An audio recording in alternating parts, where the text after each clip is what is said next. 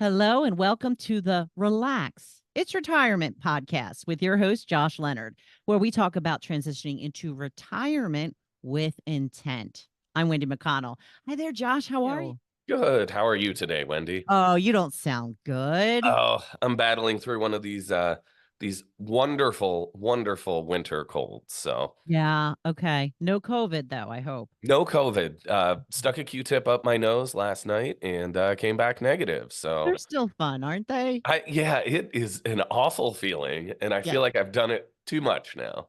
Well, I'd rather do it myself than the doctor because when the doctor did it, I thought that I forgot my own phone number. Yeah, yeah, they tickled your brain a little bit, huh? Just a little bit. All right. So we'll try to get through this without causing you any additional pain and frustration. Okay, Josh? Okay, okay. Thanks, Wendy. Thanks for being caring. I do what I can. So what are we going to be talking about today? Today we're going to be talking through 7 steps to a successful retirement. Okay. So do you want to tell me number one? No, I'm gonna keep it from you. I'm gonna hold it back, and we're gonna save number 1 forever. No, So Wendy, of there's course, just we'll seven jump right in. steps, though.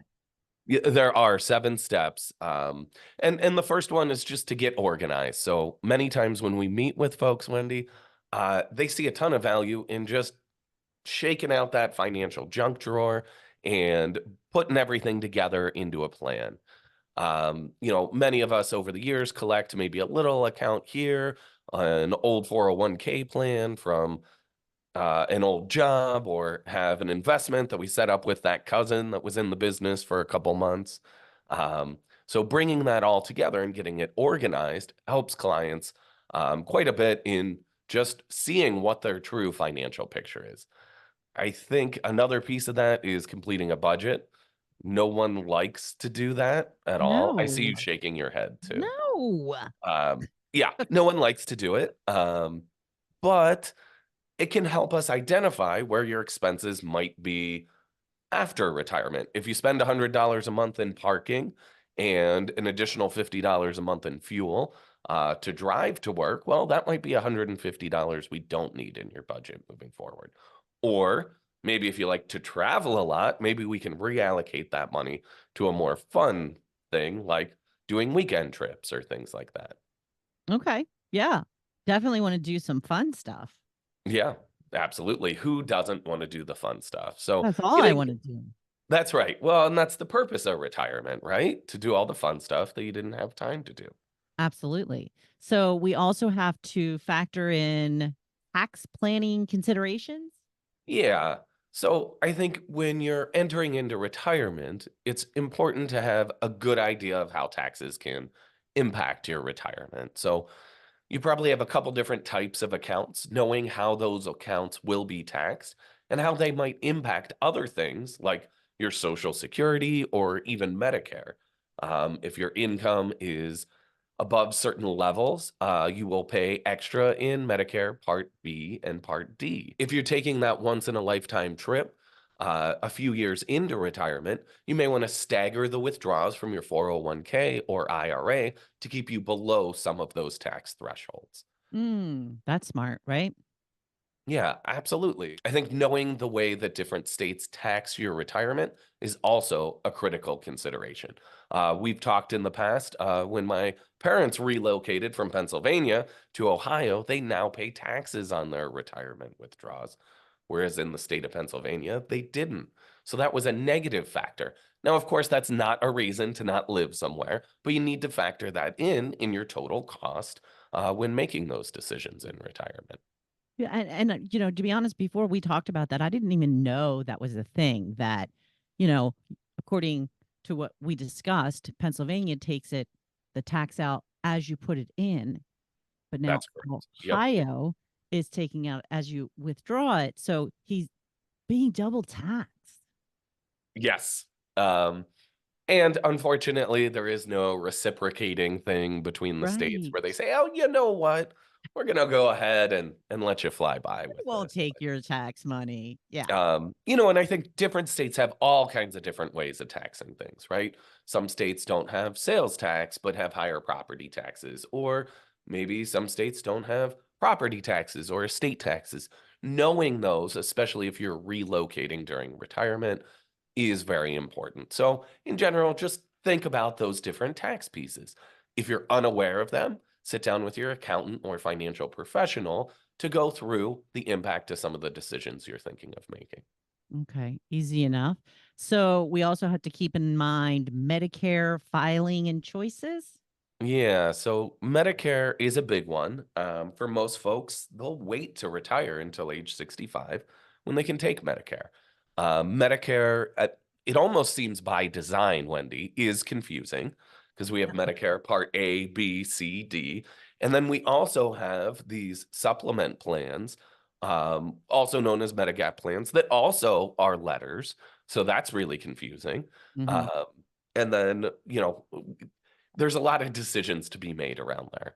We do have an advantage when we first go on to Medicare, that there is no medical underwriting for those plans. So if we go on to a plan at that point and we have any pre-existing conditions, those will not work against us. If we switch plans later on in retirement, we could be medically underwritten. So if we have existing health issues, that might work against us. So we always advocate for buying the most robust plan we can within our budget. So many times that'll mean looking at a supplemental plan to help cover the gaps between A, B, and then adding on a good drug plan. And this is something you don't want to skimp on because, you're going to probably need more healthcare the more you age. Absolutely. Our retirement years are typically when we need the most healthcare, right? Although I sound awful today and it seems like I need a lot of healthcare today. For most folks, we tend to go to the doctor more as we age, right? We have some conditions that tend to get worse over time. I know thinking of my dad, he's going in for a second knee replacement here Oh my goodness. shortly. And, those are expensive things, right? If you have really good coverage where it's less money out of pocket, that's worth paying for on a monthly basis. Now, if he had waited and said, well, I'm going to do my knee surgery next year, so let me switch my plan now, they might already take a look and say, hey, it's been recommended that you have a knee surgery. We are going to raise the prices up within the plan. So by Okay. making an educated decision when you first go on to Medicare, that can help you quite a bit. All right. And then with your drug plan, your Part D, we advocate jumping in and taking a look at your prescriptions every year to make sure that your plan is the best one for you. So each drug plan can treat um, prescriptions different. So if we run through that list each and every year, we could see which one is the cheapest for you. And there's great tools even on like Medicare.gov. You can go in, plug all your prescriptions in, and it'll tell you what is your out-of-pocket cost, including the plan premium, and also um, any cost of your prescriptions throughout the year. So your cost of those prescriptions, which can sometimes be extremely expensive for retirees, becomes a little bit more predictable. So what a lot of people seem to forget about is Social Security is actually taxed, right? So we need to keep in mind how to file that and optimize it, right? So Wendy, Social Security is taxed at different levels based on your income. So if you're married filing joint, and you earn between 32,000 and 44,000 outside of your Social Security benefits, up to 50% of your benefits could be taxed at whatever tax bracket you're falling into. Anything above that $44,000, 85% of your benefits might be taxable. So if you have no other income other than Social Security, it would be tax free. Oh, see, I did not know that. See, you learn something new every day, right, I Wendy? Well, especially from you. I mean, now come on. Uh, So what's I think next? in terms of Social Security, taxation is one piece of it, but we also want to optimize. We want to make sure we're getting the most out of our benefits. So many times we'll hear defer Social Security till age 70, which could be the right answer if you live a long time. And that normal break even period is about age 83. So if you wait till age 70, to take Social Security, you got to live till age 83 for that to be the best decision. At that point, then you've collected more money. Well, sometimes meeting with folks, we encourage them to take it a little bit early. Maybe all of their relatives have never lived past age 80 and they're planning on doing some big trips early on in retirement. So it might make sense to take that money a little bit earlier. Also, Social Security benefits are not inheritable to your kids. They're not going to get a residual benefit if you wait till age 70 and then pass away 3 years later. They won't get any extra money for that. So sometimes it makes sense to take Social Security early, but going through that with a financial professional can help you look at the pros and cons of deferring it or taking it early. So it'd be helpful if we knew what age we were going to pass away at. Yeah, if you know that, I can do some real perfect planning for you, All Wendy. right. And while you're at it, go ahead and predict the stock market for us. And we got this all buttoned up. That'll be one step or two steps to a successful retirement. Yes, exactly. So what about when, you're married and talking about spousal social security? Yeah, so spousal benefits is a common question we get as well. For Yana and I, we both have worked, and by the time we retire, we'll have enough earned credits that we'll both qualify for Social Security. Um, Typically, if you're choosing to defer, it would make sense to defer the higher of the two earners. So let's say Yana's earned more money than I have. We would be deferring her payment till age 70 and taking mine sooner. That way we'd get some cash flow from Social Security in retirement, but still be able to lock in the higher of the two payments over the long term. Now, in that scenario, if Yana had predeceased me, I would be able to keep the higher of the two payments, i.e., her payment in this scenario, for as long as I'm alive. So for married couples, sometimes it makes sense to defer there as well, to lock in that higher benefit for a surviving spouse. If maybe you had a non-working spouse. So if I was a stay-at-home dad, Wendy, and Yana worked and earned income, and I never worked long enough to qualify for Social Security, I would be eligible for a spousal benefit, which is half of her full retirement age benefit. Um, so, many times folks don't realize that. They say, oh, I never worked. I don't get Social Security. But sure enough, you are eligible for a benefit still. Nice. I like that. So, when when you are going to pass away, and you also talked, know about the market and stocks and all of that, investment planning really is part of this, though. Yeah, yeah. I mean, in the real world, Wendy, we would say our fifth one is investment planning. Oh, okay. Um, Gotcha. we do need to intelligently think through an asset allocation and adjust our portfolio to balance growth and risk over time. So, typically people view the closer you get to retirement, the more conservative you should be. I would say that's true, but if you retire at age 65 and all your families lived into their late 90s, you still have a long time. So we still need some growth assets there as well. Typically, when we're planning with clients, we want to make sure they have about 6 to 10 years set aside in what we call their income bucket, where we can draw on that money for a 6 to 10 year time period to cover income without taking the big fluctuations of the market.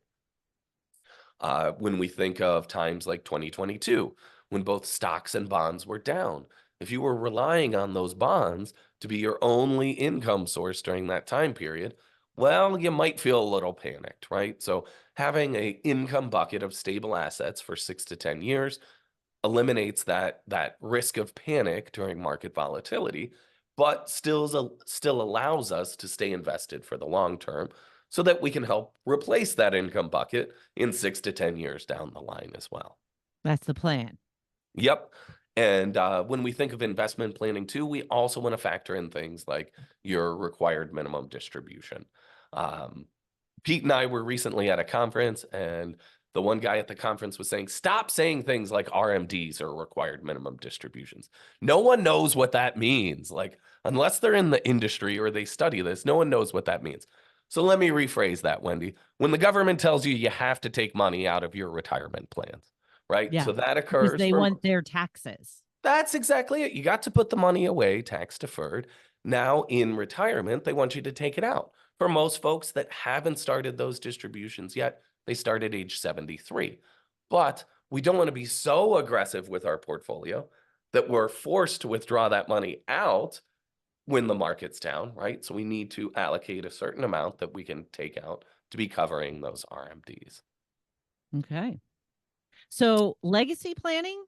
Yeah, next up we have legacy planning and overall there's a lot to consider there based on your individual needs, but I'd say at the most basic level, just making sure that you have beneficiary designations.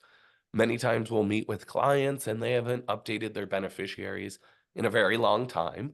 Now, there's all kinds of stories you can read online about folks that got divorced maybe 30 years ago and never updated the beneficiary on their 401k where they worked for like 40 years and then they died 2 days before retirement and Oh, the ex-spouse got all the money, right? and the current spouse is very angry. SOL. Yep. And that's it. Even if they had put a will or a trust or something else in place, that beneficiary designation would direct where the money goes. So we want to be extra careful there that we look at these things periodically. After beneficiary designations, I had mentioned wills, trusts, updating those documents quite frequently or updating those documents periodically can be helpful. Typically, we want to update those when we have a major life transition or significant additions to the family. So, for many people we meet with, maybe they had last done their wills when their kids were young and now they have grandkids. So, let's make sure that we're directing assets in the way we want and make sure that we can get things most efficiently to our kids. Just like we talked about state taxation earlier, Wendy, we want to know our state's rules and make sure that we're directing assets in the most advantageous way. Okay. And does charity factor into this at all? Charity always factors in. So, if we think about maybe we're a very passionate member of the church, or we have many clients that love animal friends in Pittsburgh. Um, if we decide that we want to designate a certain amount of money to these causes, we can put that charitable entity as a beneficiary on the policy, or we could direct it there. This is a way to also help minimize taxes. So this can be a tax advantageous decision for us as well. That is a big word for a guy with a winter cold. I'm trying, Wendy. I'm trying. I don't want you to be erroneous in the way that Yeah, you go yeah. about this. Thanks, Wendy. Thanks. All right. I'm here to help. And finally, we have purpose driven decision. Yeah. So our seventh and last step here to a successful retirement is purpose driven decision. So it's important to take time that you redefine your identity close to retirement. So we see it very commonly with men that leading up to retirement, they found all of their identity in their occupation.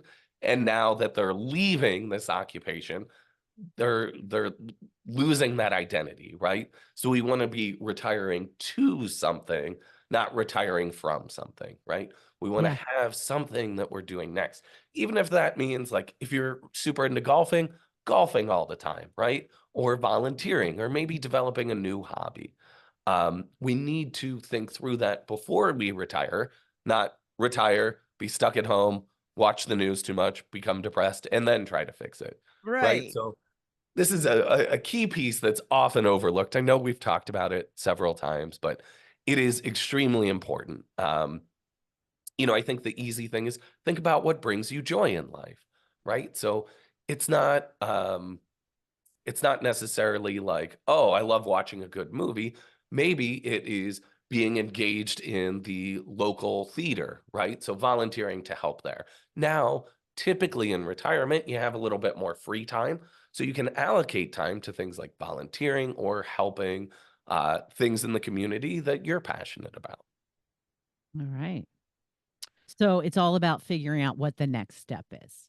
That's right. That's right. Just figuring it out, thinking through what you might like to do in that next chapter of life. Um, Okay. So effective retirement planning, it's like not just like one or two steps, it's a whole thing. no, Wendy, I'll take it back now. If you can predict the market and when you're going to die, we can make it really easy. Oh, Um, okay. But if we can't do that, then what?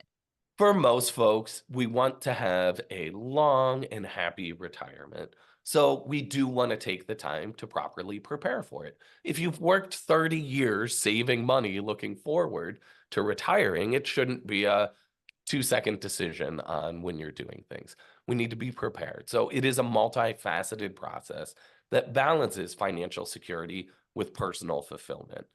We need to be careful of things like taxes, healthcare needs, income strategies, but also your personal goals. So, meeting with a financial advisor, also probably consulting with a tax professional, maybe a healthcare consultant, or maybe even an attorney might be necessary to set all these steps up properly. Okay. Sounds like a lot of people, but you are one of the most important ones. I would say what tends to happen is if you're meeting with a financial professional, they can recommend other professionals as necessary. So many times we see ourselves more like a quarterback, where we're able to help direct and call the plays for our clients. Man, I didn't know when I put this Eagle sweatshirt on today, I was going to take so much of a Oh, beating. we were going to get into football. I mean, I'm still support. I mean, it's a great sweatshirt. How cool is this? It's a fantastic sweatshirt. So if you're only listening, I don't know. Is it fair to call them like rhinestones No, they're or like little bullets. okay, little Yeah, they're bullets, just like little black silver sweater. So beads, and yeah, I'm like all rough and tough and looking fabulous. yeah, it's a gritty.